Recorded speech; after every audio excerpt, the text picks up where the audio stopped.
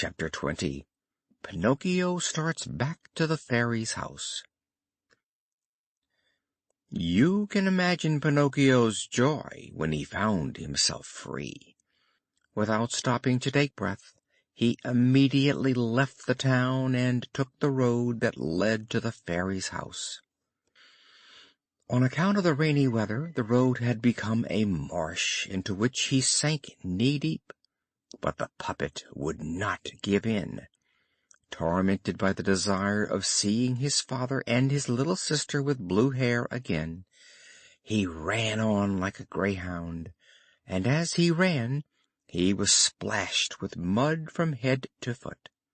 And he said to himself as he went along, "How many misfortunes have happened to me, but I deserved them, for I am an obstinate, passionate puppet. I am always bent upon having my own way, without listening to those who wish me well, and who have 1,000 times more sense than I have.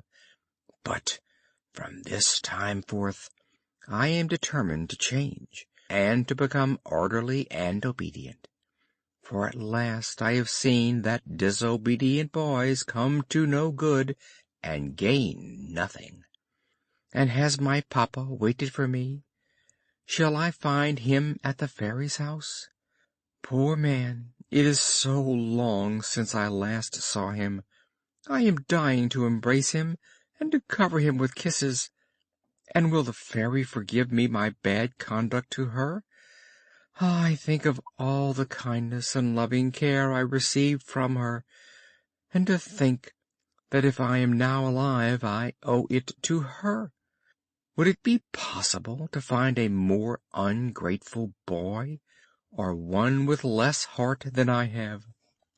While he was saying this, he stopped suddenly, frightened to death, and made 4 steps backwards. What had he seen? He had seen an immense serpent stretched across the road. Its skin was green, it had red eyes and a pointed tail that was smoking like a chimney. It would be impossible to imagine the puppet's terror.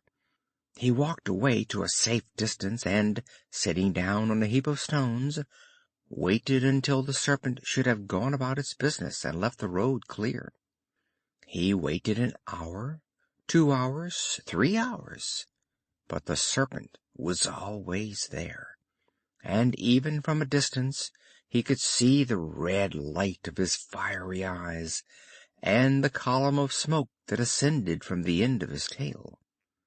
At last Pinocchio, trying to feel courageous, approached to within a few steps, and said to the serpent in a soft, insinuating voice, "Excuse me, Sir Serpent, but would you be so good as to move a little to one side, just enough to allow me to pass?" He might as well have spoken to the wall. Nobody moved. He began again in the same soft voice, "You must know, Sir Serpent, that I am on my way home, where my father is waiting for me, and it is such a long time since I saw him last. Will you, therefore, allow me to continue my road?" He waited for a sign in answer to this request, but there was none. In fact, the serpent, who up to that moment had been sprightly and full of life, became motionless and almost rigid. He shut his eyes and his tail ceased smoking. "Can he really be dead?" said Pinocchio, rubbing his hands with delight.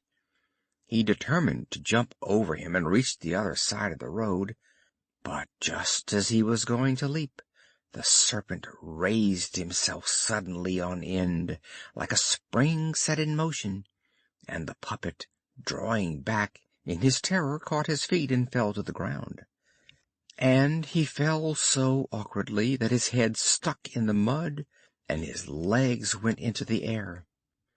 At the sight of the puppet kicking violently with his head in the mud, the serpent went into convulsions of laughter, and laughed, until he broke a blood vessel in his chest and died, and that time he was really dead. Pinocchio then set off running, in hopes that he should reach the Fairy's house before dark, but before long he began to suffer so dreadfully from hunger that he could not bear it, and he jumped into a field by the wayside, intending to pick some bunches of muscatel grapes. Oh, that he had never done it! He had scarcely reached the vines when, crack! His legs were caught between two cutting iron bars, and he became so giddy with pain that stars of every color danced before his eyes. The poor puppet had been caught in a trap put there to capture some big polecats, which were the scourge of the poultry yards in the neighborhood.